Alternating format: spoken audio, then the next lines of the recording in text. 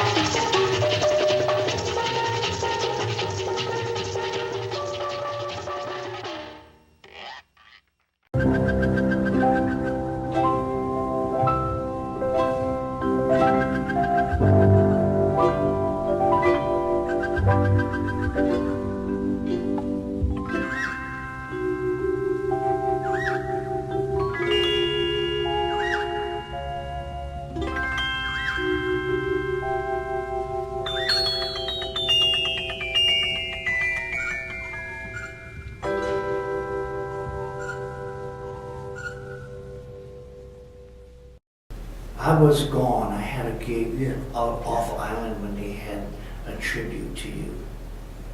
And I heard everybody and their aunties and their uncles, they all showed up out of respect for you. You know what?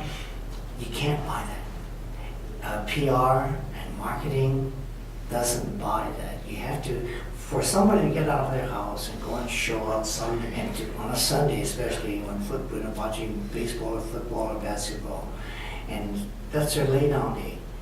And to come out and say, I'm here because thank you for what you've done for music, for Hawaii.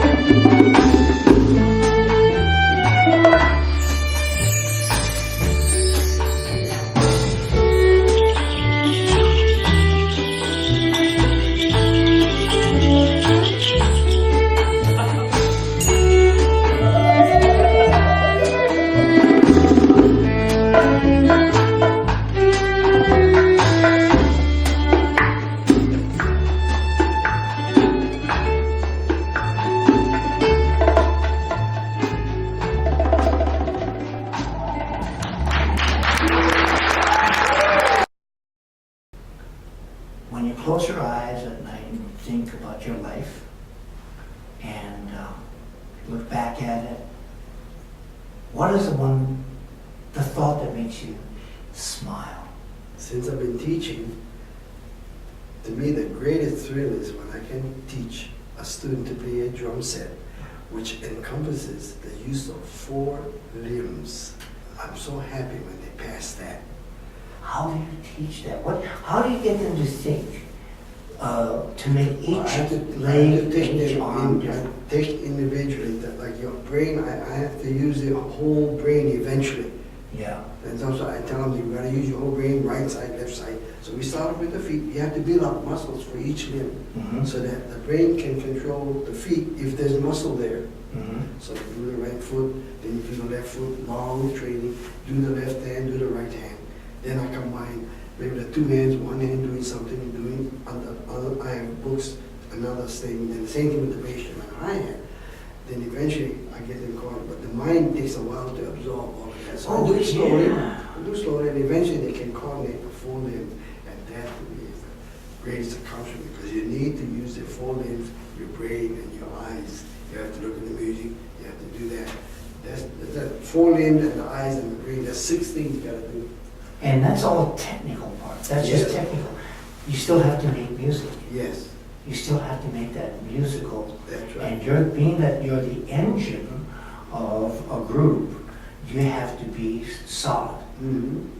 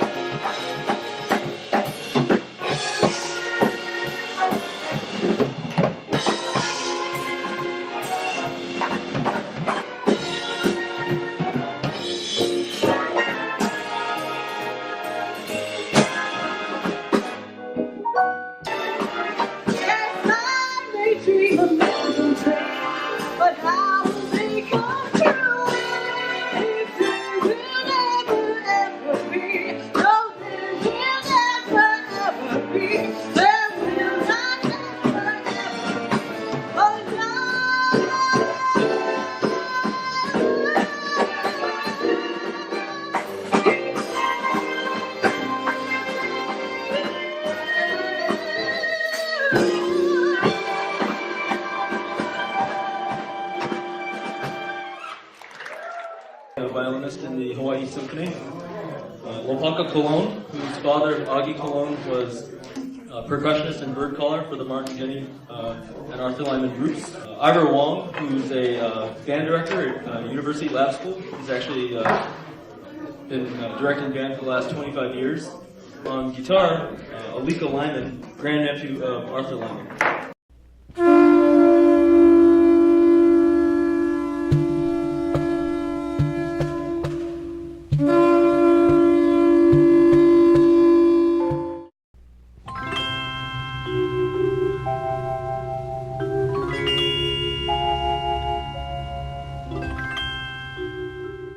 The 5 major roles that I teach, because you need to be able to do those 5 roles from a slow tempo to a medium tempo to a faster tempo.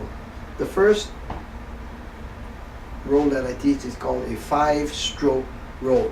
Now in rudimentary, the 5-stroke roll means you hit 5 beats, and it's 5 beats, 2, 4, and 1. That's a 5-stroke roll, open style. When you do it faster, now you can hear all 5 beats because rudimentary. Now the closed roll style, it sounds smoother. It's still a 5-stroke roll, although you play maybe 7 strokes, but it's still the same timing. Close, open. That's the 5-stroke roll. And in what kind of situations do you use that? You use that a lot in marching. You know?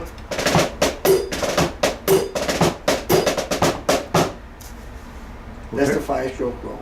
Then the next one is a 9-stroke roll, which is a little longer stroke roll. It's 2, 4, 6, 8, 9. 2, 4, 6, 8, 9. So open, close roll. And when you say open and close, what do you mean? Open when you can hear all 9 strokes. Okay.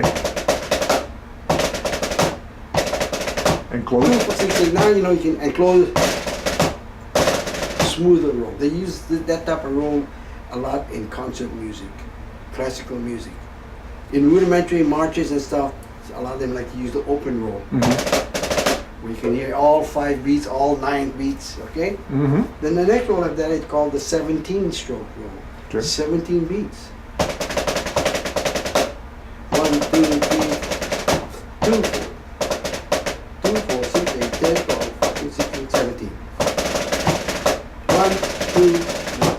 1, 2, 1. The 17-stroke roll open.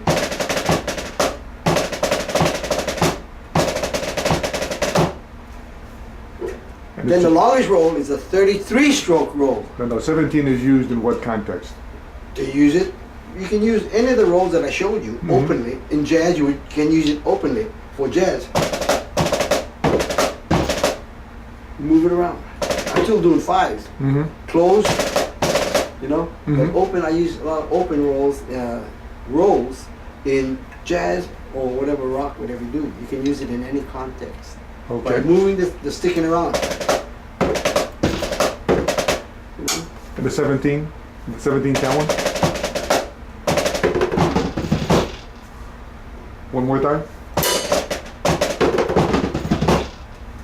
Cool. Okay, and now the 33 one? 33-stroke roll is a long roll, it's a 5-beat roll. 1, 2, 1, 2, 3, 4, 1. That's 33 strokes. Okay. 4 beats to each quarter note. 4 times 4, yeah, 4, 1, 2, 3, 4. 33 stroke roll. 2, 4, 6, 8, 10, 12, 14, 16. You double the 16. There's 16 notes. You double that. That's 32 notes, and the 1 is 33 stroke roll. And how do you then go around? You with can go around much better. Okay, could you Yeah. demonstrate that, please? Yeah.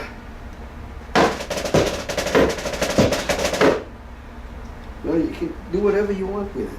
Okay. And Could you just do one of each, the 5, the... On one, Yeah. on the pad. Yeah. Okay, 1 5-stroke roll. Close the open. Close the open. Open. Okay. 5, 9, 17, 33, Okay, and the closed? 5, 9, 17, 33. Beautiful.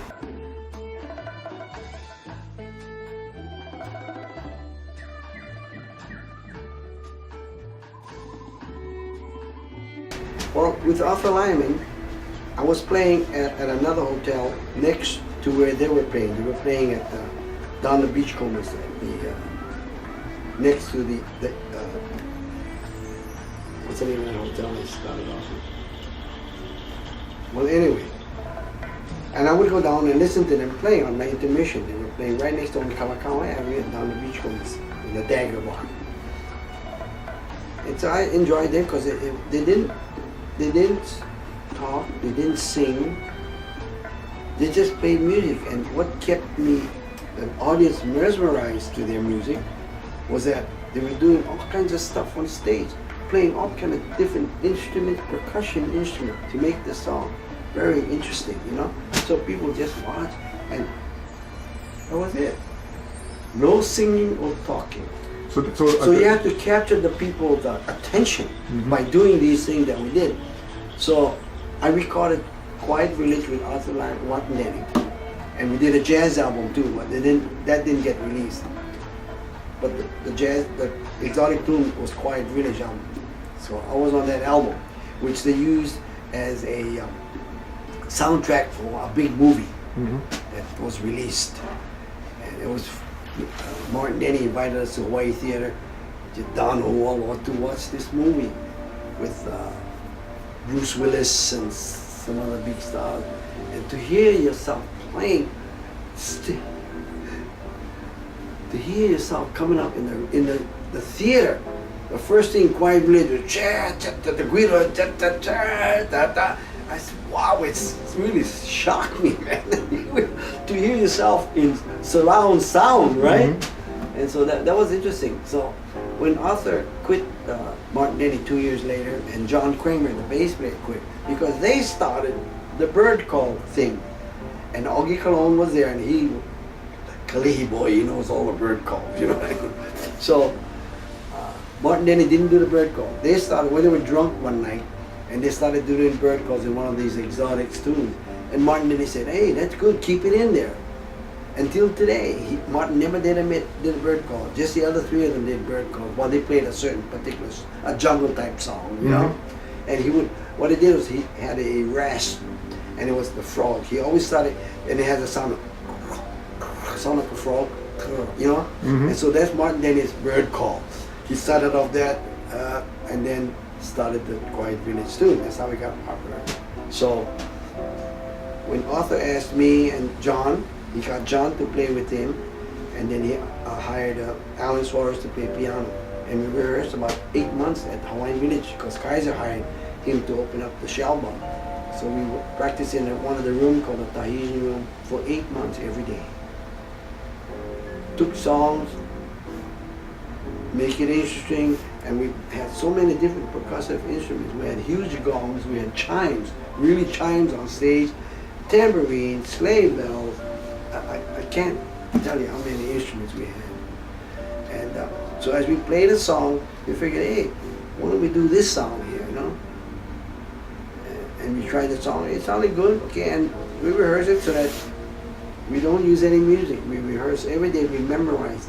We did tunes like Slaughter on 10th Avenue, Rhapsody in Blue. We take the score, a 40-minute score, and get it down to 10 minutes. Practice it. Add a little jazz here, you know, add a little thing here, add a little percussive sound. So we would rehearse and we memorize everything. And so when we played, no music, all soul, you know, and the people would look at us in amazement, you know. So I think that captured them. So you talked about the 32 measures in a song. Yeah. How about you guys? Did you follow that kind of? Oh yes, because Yeah. what kind of songs are we gonna do? We did songs from Broadway. And then how did you incorporate the sound? How did you decide where to put them? Well, as we played the song, we decided, okay, the first part, why don't we do this? Okay, All right, we try it out. If it worked out, okay. Then the second part of the song, we try to change it a little bit. When we play the conga drum, you know, instead we experimented throughout. And what do we do? A sleigh bell shake here, depending what it is, you know. And there's a tune that we did that was in Ocean's 11 called Caravan, and they use it as a soundtrack just for that one portion. It was an exotic sound. Da, da, da, da, da, da, da, da. So I decided, when we grab a tambourine, which would represent a kind of a Middle Eastern sound, and a sleigh bell. So I'm going to jig, jig, jig, jig, jig, jig, da, da, da, da, da. And it had that exotic sound, you know, that's how we did. And stuff like that. It just, ideas came to us and we had the instruments to play it. We had 1,200 pounds, it's about 14 cases of instruments everywhere we traveled. So we had a lot of percussion instruments, conga drum, bongo drum, a huge marimba, 3.5 octave marimba, 5 full-size 5 pair of congas, bongos, huge gong, 35-inch gong, 36-inch gong, chime, regular chime, that was all. Went with us wherever we went. Well, And- either you had and 4 golf club bags. a We played golf everywhere in the world we went, and we had some really interesting experiences playing golf. well, obviously, either you had a huge trunk and a huge vehicle, or you used a bus or something. Well, whoever hired us, we played all over Thailand, Philippines. They brought that so that they could pack in the huge vans, you know. And we had people to help us unload and stuff. So. Okay, so here's where I start to think about the magnitude of the task. You played 18 years, countless albums came out of that, huge variety of different. You could not possibly memorize all of that. We did. We had at least 300 songs in our head every time we went on stage. Because I didn't know what Arthur was going to call. Depending on the mood, he would feel the people out. Oh, okay. So it wasn't a set. It wasn't a pre-agreed upon thing. Every set we go on, we do a 35-minute, 40-minute set. We don't know what we're going to do. We get requests, so we have to feel. People are always requesting Yellow Bird, hey, Quiet Village, or Taboo, you know, stuff like that. So Arthur had to put this in the mic. Because every show, you're supposed to get different people, but you don't. You get the same people. So we try and keep it, you know, apart. If we did Yellowbird this show, we might do Yellowbird the third show. You know, because that's always requests. Was it? Yeah. Yeah. What made that? What do you think made that particular one so popular? Simplicity and the melody. Yeah, I wasn't even on drums. I played bass. I got a gold record and I played bass. So the transition in terms of the instrumentation as you went through those Lyman years. Yeah. What did you wind up playing in that? Percussion and drums. I didn't have a sit-down set because if I sat down and played, I had to. At some songs, I would have to play the marimba, and I was in the backstage at about 1.5 feet stage, and I would have to go down, have one measure to get down there to play my part. So if I were sitting down the drum set, I would knock the damn thing all over the place. So decided stand up playing. So the first 20 years of sitting down playing, the next 18 years standing up without the use of that foot. This foot with a hi-hat, snare drum, 2 cymbals, tom-toms, and a floor tom. And then I have all the percussion instruments in the back hanging on the wall. So I have to play standing up. Everything was played standing up, you know, no matter what it is, jazz, rock, you know. And this foot became very strong to support myself. So I did that 18 years. Then when I left Arthur Lyman, I went home. I had to woodshed in my apartment 6 months to play a regular drum set again, to get this foot back coordinated with everything else. Oh wow! But Yeah. I made my thousands of dollars doing this. I'm not drumming, right? Playing standing out, right? And travel around the world. So could you give us kind of a brief description of what was Arthur Lyman like? What were your other bandmates like? What were they like? Well, I'll start with John and Alan. Alan was our piano player. John was our bass player. And they both had excellent jobs. John was with the state tax office department. He was one of the leading tax people that go out and check people's businesses. They're brave, St. Louis grad, smart guys.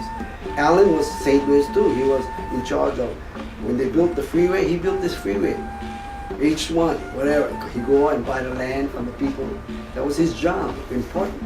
But when Arthur Lyman landed this contract, and we had these contracts to play away, they resigned for those good paying jobs, and they had families. But they saw the writing on the wall. Mm-hmm. And I did too.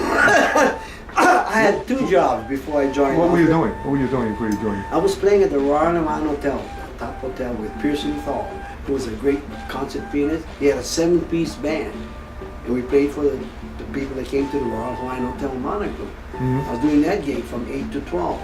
And from 1 to 3, I was playing in a rundown Jim Basha place where Lipia Spindler used to have a thing, played a jazz trio with Ernie Washington, great jazz pianist from New York. So here I was doing that high class student thing, then going to this place. I had 2 jobs.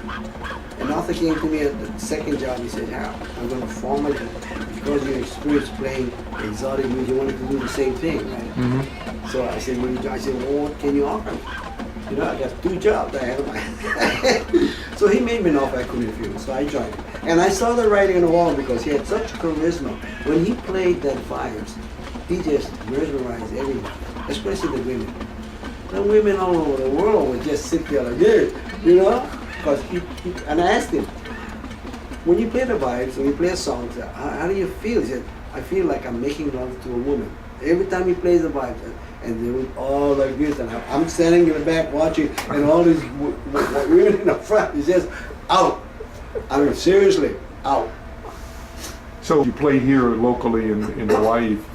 Yeah, we played 9 years at the Hawaiian Village, at Mhm. the Shell Bar, and we occasionally take our trips away to do, around the world. Mhm. We come back, play there. Then we moved.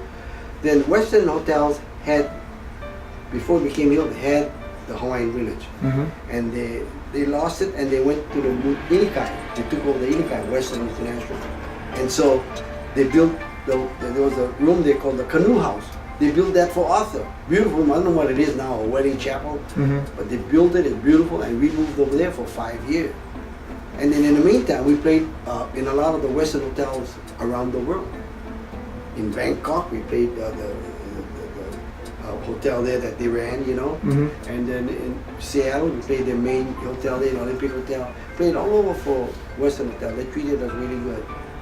Fantastic, fantastic. And what was Arthur like? Quiet, unassuming,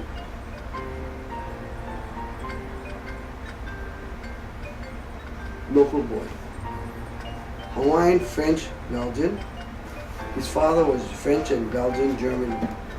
His mother was Hawaiian Chinese. And his father would make him practice, don't do any sports. After school, you come home or you get spanking. And he would practice everything. Was his father a musician? Father was a musician, played bass. Stern, real, the German thing, they played bass, they played all over during the war. Pearl Harbor, and dragged Arthur to play with him when he was 10, 12 years old. Arthur was good. He made him listen to records. And Arthur would memorize it. Every time I tell this story, it's really something else. We're in Lake Tahoe. We're playing opposite Wayne Newton in the lounge. We'd go on, then Wayne Newton go on. And when we go on, Wayne Newton was young. He had to go outside and he'd be watching us from the window outside of Harvey's wagon. We were in Lake Tahoe. Well, Lionel Hampton came to town, played in the main showroom at the Harvey's wagon, and we were in the lounge. And so Arthur went to see him. And he said, hey, there's a boy next door, play 5. Call him out. And he just blew his mind because he played every solo note for note. Lionel Hampton's solo, he was blown away. And he became good friends. He'd follow us all over when we played, he would come and see us, That's marvelous. Because Arthur just blew his mind. He said, you the only guy that played note for my solo. And why? The father. The father. Yeah. Yeah. Wow. Wow. That's quite a story. Quite a story. It knocks me out, man, every time. I hear stories like that too. Yeah.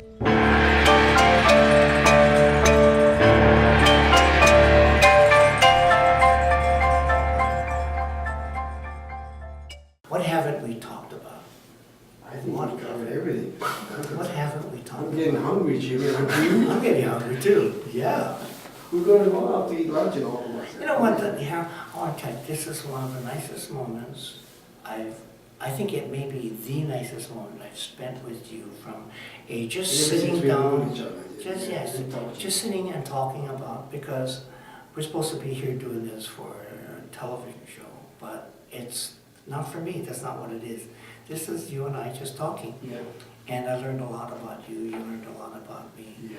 And the fact is that you and I have been through some wars. Yes, we Yeah, have. we've been through some Yeah. wars and all We that. have been some wars. Yeah, and like I said, we're playing the last quarter, and we're really kicking butt. Yeah, that's good. We're gonna go out kicking. Yeah, we're kicking butt, so we're doing good. I love you, my friend. Well, I love Yeah, you too, you're Jimmy. just great. Keep doing what you're doing, because the greatest gift in the world, the most important thing in the world, is a teacher. You have been a practitioner, and you're still a practitioner, and you take everything that you do, and you teach it. And there's people out there whose lives you're going to change. You've already changed your lives, and there's more lives to be changed. Yes. What greater gift is there than that? None. I agree with you, James. Make me cry. Thank you very much. Yeah.